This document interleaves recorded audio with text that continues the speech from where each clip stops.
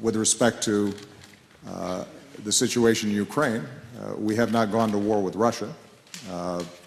I think there's a significant precedent to that in the past. That does not mean that Russia is not isolated. In fact, Russia is far more isolated in this instance than it was 5 years ago with respect to Georgia, and more isolated than it was certainly during most of the 20th century when it was part of the Soviet Union. The point is that there are always going to be bad things that happen around the world. And the United States, as the most powerful nation in the world, understandably is looked to for solutions to those problems. And what we have to make sure we're doing are that we are putting all elements of our power behind finding solutions, working with our international partners, standing up for those principles and ideals in a clear way. There are going to be moments where military action is appropriate. There are going to be some times where that's not in the interests, national security interests of the United States or some of our partners. But that doesn't mean that we're not going to continue to make the effort or speak clearly about what we think is right and wrong. And that's what we've done. With respect to Mr. Romney's assertion that Russia is our number one geopolitical foe, the truth of the matter is that America's got a whole lot of challenges.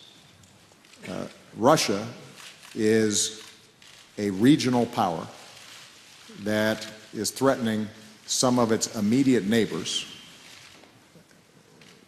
not out of strength, but out of weakness.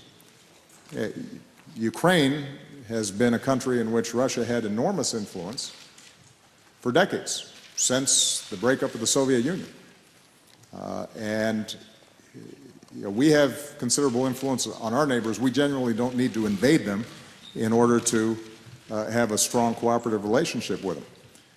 The fact that Russia felt compelled to go in militarily and lay bare these violations of international law indicates less influence, not more.